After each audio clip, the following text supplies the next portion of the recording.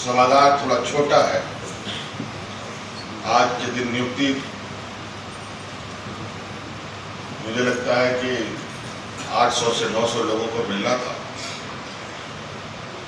कम जगह होने की वजह से सभी लोग यहाँ नहीं पहुँच पाए, तो शायद बहुत बड़े और जगह की आवश्यकता होती। आज सिंबॉलिक तौर पर सबको नियुक्ति पत्र दिया गया।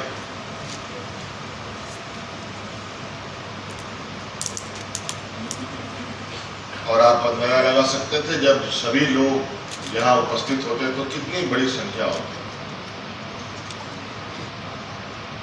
लेकिन फिर भी शिक्षा के क्षेत्र में वो संख्या आज के दिन में भी शिक्षा को अपनी ऊंचाइयों तक पहुंचाने के लिए कम होता।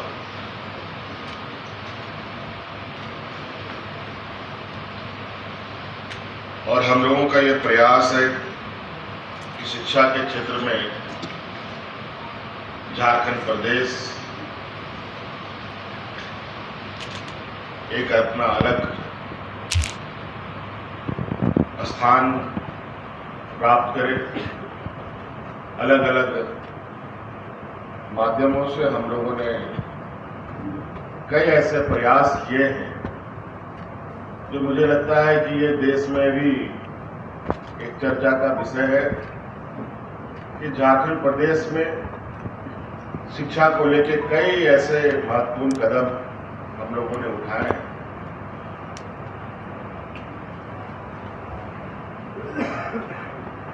और उसका परिणाम जो हमारे समक्ष आ रहा है तो निश्चित रूप से हमें शिक्षा के क्षेत्र में काम करने के लिए और प्रेरित करता है।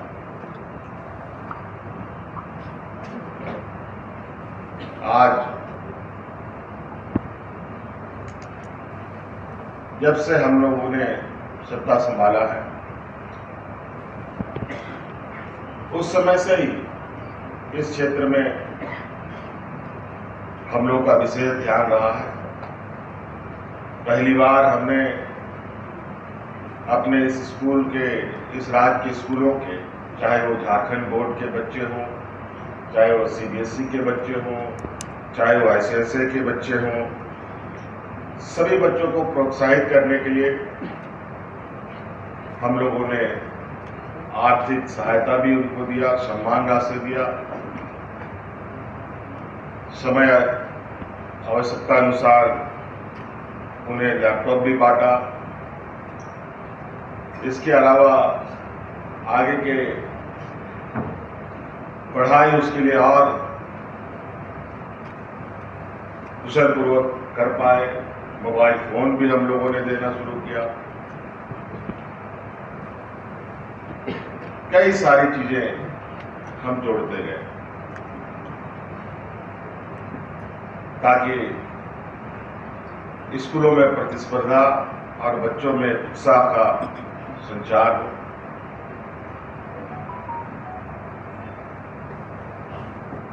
आज देश में कंपटीशन का माहौल है। देश में सभी जगहों पर बड़े पैमाने में कंपटीशन्स होते हैं। हमारे सरकारी स्कूल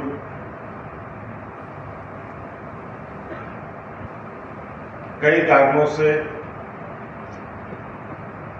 चाहे वो स्कूल परिसर ना होना, चाहे शिक्षा का अभाव होना, शिक्षकों का अभाव होना की वजह से कहीं ना कहीं कई सारी समस्याओं से जूझते हुए बड़े ही काम चलाओ व्यवस्था की स्थिति में ये चल रहा था।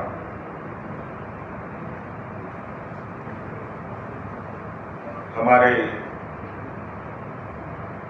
स्कूलों को बेहतर बनाने के साथ साथ आप लोगों ने देखा होगा कि हम लोगों ने राज्य में उत्कृष्ट विद्यालय प्रारंभ किए और वो बिल्कुल इंग्लिश मीडियम प्राइवेट स्कूलों के तर्ज पर उसको संचालित करने का हमारा यह संकल्प है। और हमें कई बार विभिन्न माध्यमों से ये खबर भी आई कि बड़े पैमाने पर गरीब मध्यवर्गीय परिवार के लोग प्राइवेट स्कूलों से अपने बच्चों का नाम काट करके उत्कृष्ट विद्यालयों में बच्चों का नामांकन कर रहे हैं। ये कहीं ना कहीं एक ऐसा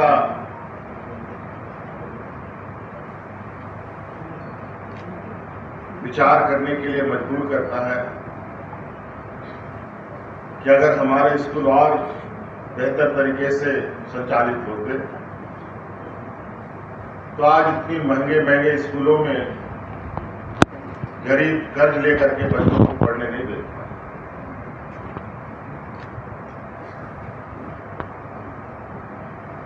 और आप देखेंगे कि आने वाला समय में हम लोग इस शिक्षा के क्षेत्र को अलग अलग तरीके से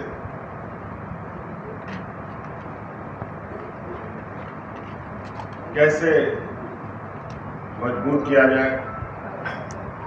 अभी आप सब लोगों को मालूम होगा, शिक्षा के क्षेत्र से जुड़े हुए लोग, अभी मैं घर से चला तो मैंने सोचा कि केक कड़ी क्यों और ना जोड़ा जाए। आपको पता है हमारे राज्य में बहुत ही प्रतिष्ठित और नामी स्कूल है जिसको नेतरहाट विद्यालय कहते हैं, जहां देश दुनिया के अंदर सबसे अधिक IAS IPS हमारे इसी विद्यालयों से निकले हैं। और उसी तर्ज पर नेतरहाट का ही एक्सटेंशन इस राज्य में लगभग 4 या 5 खुले, 3 खुले हैं। लगभग सभी जगह का भी चिन्हितीकरण हो चुका है। और मुझे याद है कि जब हम विपक्ष में थे तो राज के दौरे में मैं नेतरहाट रात्रि विश्राम में था। सुबह सुबह मैं नेतरहाट विद्यालय गया, वहां के प्रिंसिपल से मिला।